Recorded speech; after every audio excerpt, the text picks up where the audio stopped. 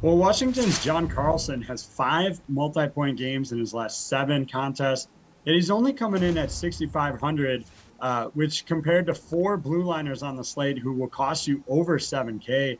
The matchup with Florida admittedly isn't great. They'll be facing Sergei Bobrovsky, but that should serve just to lower the drafted percentage for Carlson here.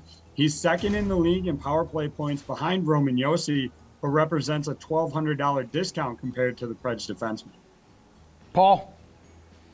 AJ's telepathically communicating with me. I'm on him with Carlson as well. Point scoring in the last 10 games, he's got 13.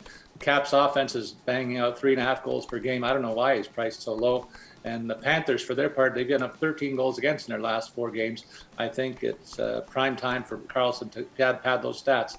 And I also like Miro Heiskanen picking up his offensive game of late, looking like the dynamic player that he was in his breakout year a couple of seasons ago. He has 8 points in his last 10 games played. My thinking is that he's not going to be available at this relatively low price point of $6,200 if he keeps this up. So I'll take him tonight.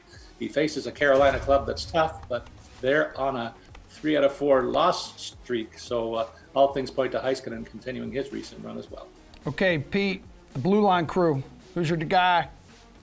I have Heiskanen in my lineup as well, my mock lineup for tonight, because he leads the Stars in scoring. But go to the bargain bin here, tap into the power play of the Columbus Blue Jackets. Adam Boquist has been starring on that unit lately. Of course, there's been a spot up for grabs for a few weeks now with Patrick Laine out of the mix because of injury. So Adam Boquist, who of course came over from the Blackhawks in the offseason, getting a new opportunity here.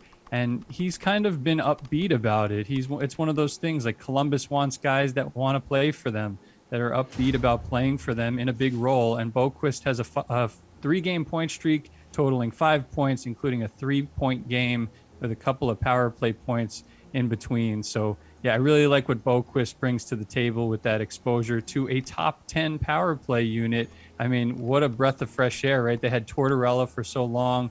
You know, their power play was down in the dumps for years, but now they're top 10 in the league and they've stayed there through 2 months of the season. So I'm rolling with Boquist for a really cheap price.